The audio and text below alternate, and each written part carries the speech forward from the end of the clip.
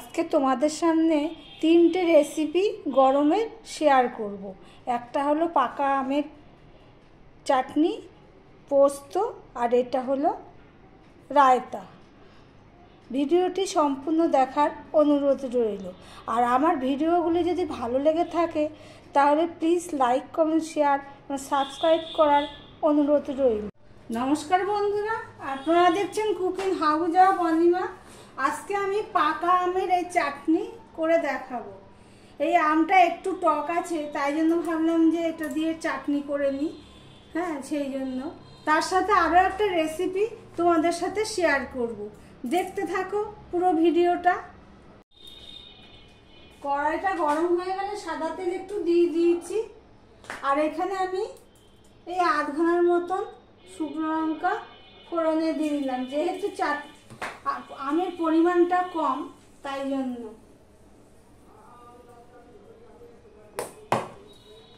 এবার ফোড়নে অল্প একটু পাঁচ ফোড়ন দিয়ে দিলাম।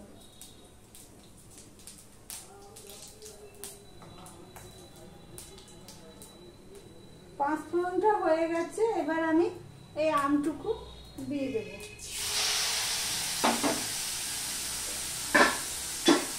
সাথে একটুখানি নুন দিয়ে দিলাম।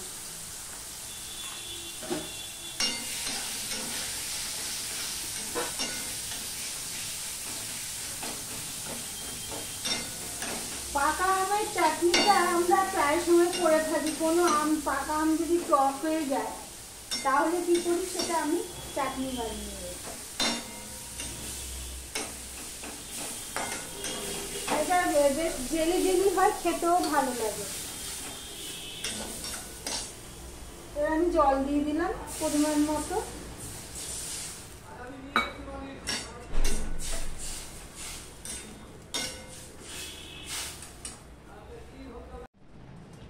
একটু হলুদ দিয়ে দিয়েছি, আর একটুখানি চিনি দিয়ে দেবো।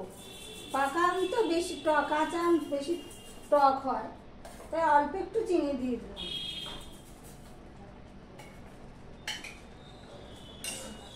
চিনিটা গলে যাবে।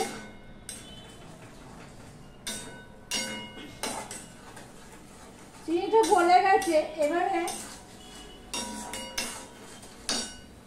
চিনিটা গলে গেলে এবার পাঁচ ফোড়ন আর মৌরির পরিমাণটা একটু বেশি দিয়ে একটা ভাজা মশলা গুঁড়ো করে রেখেছিলাম, সেটা আমি দিয়ে দিলাম।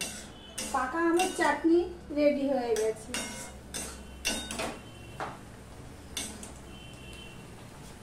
দেখো, পাকা আমের চাটনি রেডি।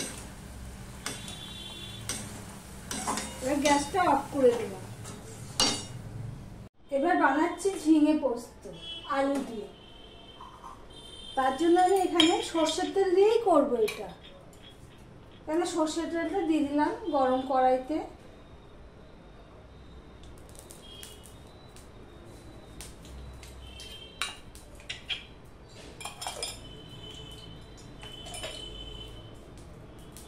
সর্ষের তেলটা হয়ে গেলে কালো জিরে ফোড়ন দিয়ে দিলাম।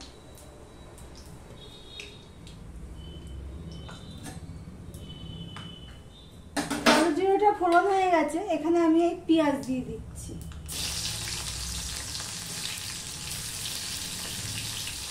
এই পেঁয়াজটুকু আমি দিয়ে দিলাম।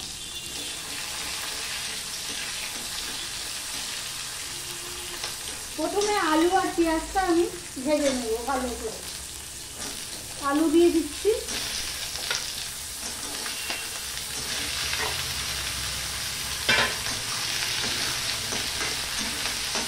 ভালো করে ভেজে নিচ্ছি। আমি একটু ঢাকা দিয়ে দিয়েছিলাম। আলু মজে গেছে আর পেঁয়াজটাও ভাজা ভাজা হয়ে গেছে।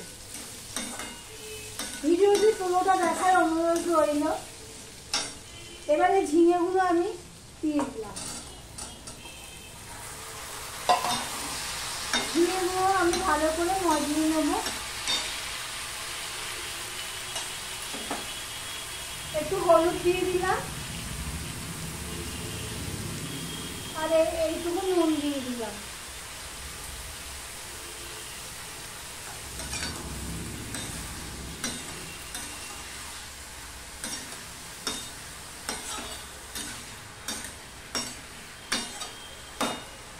ঢাকা দিয়ে দিলাম।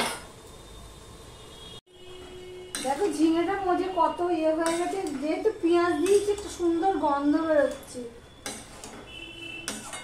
আলুটাও সিদ্ধ হয়ে গেছে। এবার আমি এই 1 বাটি পোস্ত বেটে রেখেছি মিক্সিতে, সেটা আমি দিয়ে দিলাম। অনেকে পোস্তটা ভাজা ভাজা করে দেয়, একটু ভেজে নিয়ে দেয়, কিন্তু কাঁচা পোস্তের একরকম স্বাদ হয়। তোমরা করে খেয়ে দেখতে পারো। কাঁচা পোস্ত লাস্টে দিয়ে একটু সরষেটা দিয়ে তার একরকম স্বাদ হয়, আর এই পোস্তটাকে সবজির সাথে ভেজে নিয়ে করলে তার একরকম স্বাদ হয়। গরমে আর কি রান্না করবো মশলা ছাড়া। এবার মিক্সিতে ধুয়ে এই বাটিতে নিয়ে নিলাম, নিয়ে জলটাও আমি দিয়ে দেবো।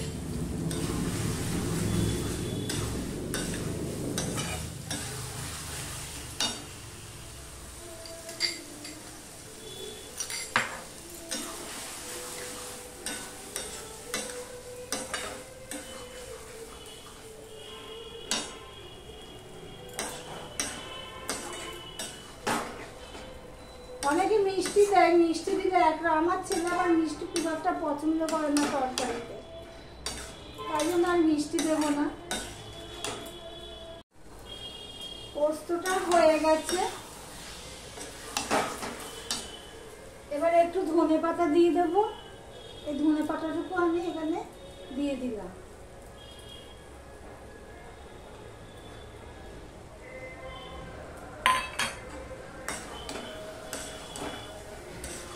গ্যাসটা অফ করে রান্নাটা আমার শেষ হলো। রায়তা বানানোর জন্য আমি এখানে শসা কুচিয়ে নিয়েছি, আর এখানে নিয়েছি টক দই। এটা আমার ঘরে পাতা টক দই। চলো রায়তাটা বানিয়ে নিই। তার সাথে আরো কি কি দিচ্ছি দেখো। প্রথমে আমি টক দইটা নিয়ে নেব।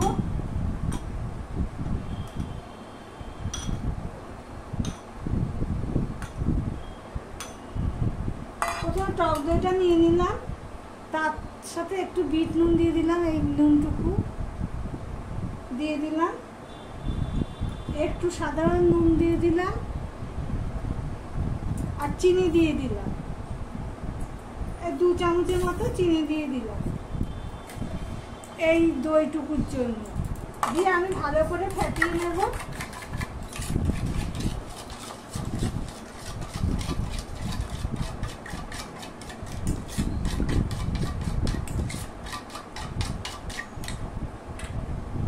আমার ফেটানো হয়ে গেছে, কিছুই না। এবার এই শসা আমি দিয়ে দিচ্ছি।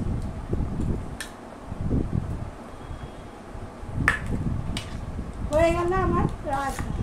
গরমের উপযোগী একটা খাবার, শরীর খুব মন দুটোই ঠান্ডা থাকবে। এতে রায়তা হয়ে গেল।